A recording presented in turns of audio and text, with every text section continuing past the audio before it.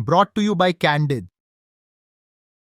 Candid dusting powder, 4 skin problems का एक expert solution. Candid dusting powder, हटा खुजली, लगा कैंडिड। पुलिस मुझे पलवल थाने ले गई। वहाँ एसएचओ राधेश्याम मुझे बाथरूम में ले गए। मेरी पैंट उतारी, हाथ पैर बांधे और बेरहमी से पीटा।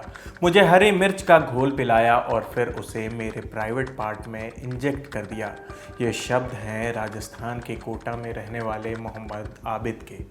आबिद ने हरियाणा के पलवल शहर के तत्कालीन थाना प्रभारी राधेश्याम पर ये आरोप लगाए हैं और दोषी पाए जाने के बाद 19 अप्रैल को इंस्पेक्टर राधेश्याम को न्यायिक हिरासत में भेज दिया गया।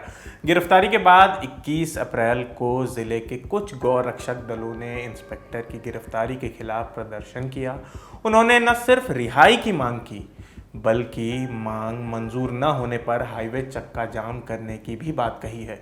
क्या है पूरा मामला, विस्तार से समझ लीजिए।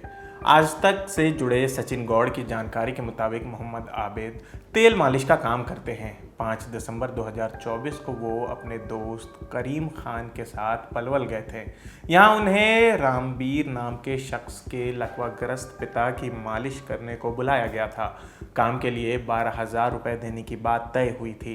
काम होने के बाद पैसों को लेकर विवाद हुआ और रामबीर ने पुलिस बुला ली। आरोप है कि इसके बाद पुलिस पहले आबिद को भवन कुंड थाने ले गई, फिर आबिद को पलवल जिला थाने में ले जाया गया और यहीं थाना प्रभारी राधेश्याम ने उनके साथ बर्बरता की। थाने में मौजूद बाकी पुलिस वाले और अधिकारी भी मारपीट के चश्मदीद बने रहे। इस घटना के 4 महीने बाद थाने में आबिद ने राधेश्याम के खिलाफ शिकायत दर्ज कराई। शिकायत के आधार पर मेडिकल जांच हुई और सीसीटीवी फुटेज खंगाले गए। 16 अप्रैल को रेवाड़ी रेंज के आईजी अशोक कुमार ने चश्मदीद के बयान, डॉक्टर मंगल की रिपोर्ट और अन्य सबूतों के आधार पर राधेश्याम को सस्पेंड कर दिया। होटल डीएसपी कुलदीप सिंह ने बताया कि पहले भी राधेश्याम पर ऐसे आरोप लग चुके हैं। उस पर 2 साइबर अपराधियों के साथ पुलिस कस्टडी में मारपीट के केस में विभागीय जांच चालू है। शिकायत एसपी साहब को दी, जिस पर एसपी साहब ने प्रारंभिक जांच कराई गई। जांच में आरोपों की पुष्टि होने पर फिर इसके खिलाफ मुकदमा दर्ज किया गया। मुकदमा में इंस्पेक्टर राधेश्याम को नियमानुसार अरेस्ट किया गया। हाँ, इसके लगातार ये मारपीट करने वाले इसके खिलाफ शिकायतें प्राप्त हो रही हैं और एक कोर्ट ने भी इसके खिलाफ मारपीट करने बारे एक लिखा हुआ है डिपार्टमेंट को, जिसमें इसकी विभागीय जांच चल रही है। ये कहा जा रहा है कि ऐसा कि जिस शख्स के साथ राधेश्याम ने मारपीट करी थी वो गो तस्करी का काम करता था, गो तस्करी में शामिल था। क्या हिंदू संगठन ये चीज कह रहे हैं? नहीं, क्या सच्चाई है? ये जो विक्टिम है ये कोई गो तस्कर नहीं था। ये एक तेल मालिश करने वाला आदमी था जो तेल मालिश करने के लिए पलवल आया हुआ था और जिसका हमने रिपोर्ट चेक कर लिया, उसके खिलाफ कोई भी गो तस्करी का मामला नहीं है। इंडियन एक्सप्रेस की रिपोर्ट के हिसाब से राधेश्याम नूह में स्पेशल गौ रक्षक टास्क फोर्स के प्रभारी रह चुका है और राधेश्याम का समर्थन बजरंग दल जैसे संगठन और स्वघोषित गौ रक्षक बिट्टू बजरंगी जैसे कार्यकर्ता करते रहे हैं। गिरफ्तारी के बाद 21 अप्रैल को इस तरह के संगठनों ने राधेश्याम की गिरफ्तारी के खिलाफ प्रदर्शन भी किया। इस दौरान हिंदू संगठनों के नेताओं ने राधेश्याम की तारीफ की, कहा कि राधेश्याम गौ तस्करों के खिलाफ कड़ी कार्रवाई करते थे, इसलिए उन्हें फंसाया गया है। साथ ही इस केस में नए सिरे से जांच की मांग रखी है। इसलिए है आफ्ताब अहमद को और भी है, कोई मोमबत्ती का मोम है, क्या क्या नाम तो अलग अलग है। उनकी बड़ी मात्रा में गो तस्करी जो मेवात में हो रही है, उनके समाज के लोगों को पकड़ा जा रहा है जो टटलू काट रहे हैं, अनेक गलत गतिविधियों में लिप्त है। तो राधेश्याम जी जो है गो तस्करों को पकड़ने का अच्छा काम करते थे।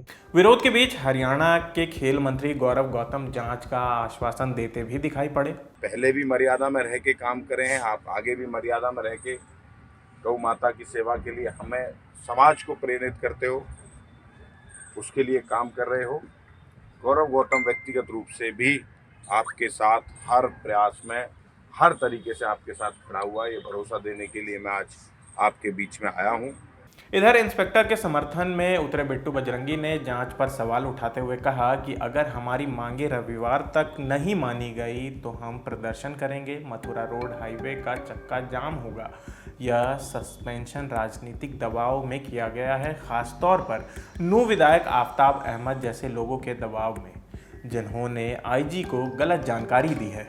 पहले ही बोलते भाई सनातन की सरकार है, तो सनातन की हितों की भी बात की जाए। हम ये कहते हैं अगर कोई उन्होंने राधे श्याम ने कुछ किया तो उसको पहले जांच बैठानी चाहिए थी। आनन फानन का मतलब ये है कहीं ना कहीं दिक्कत, दबाव, उसको लेकर सभी सामाजिक धार्मिक संगठन हम एक होकर अगली डेट संडे को हमने रखी है, रविवार को, और हम प्रोग्राम करके यहाँ पे और आगरा चौक जाम करने का भी काम करेंगे। और जो यहाँ के हमारे एसपी साहब ने करा है, सरकार उन पर संज्ञान ले कि इतने आनंद फानन में क्या किसी को इतला करी, या फिर ऐसा कुछ मामला बता रहा हूँ आपको। उस बाइट में मैंने देखा कि आफ्ताब और जितने मेवात के विधायक वो आईजी साहब को दे रहे हैं गलत अपडेट, और आईजी साहब हमारे उनके संज्ञान में लेके काम कर दिया। तो मेरा तो हाथ जोड़ के विनती आईजी साहब से भी और सरकार से भी कि किसी एक के कहने से या मैं ही क्यों ना हो, आनंद फानन में काम करने की बजाय। बता दें कि बिट्टू बजरंगी के खिलाफ साल 2023 के नू दंगों में भी एफआईआर दर्ज हुई थी। साथ ही बिट्टू बजरंगी अक्सर अपने सांप्रदायिक बयानों को लेकर चर्चे में रहता है। इस मामले में आगे जो भी अपडेट होगा हम आप तक लाते रहेंगे। इस खबर की स्क्रिप्टिंग की थी हमारे इंटर्न साथी शुभ ने। मेरा नाम आसिफ असरार है। देखते रहिए दी ललन टॉप। शुक्रिया।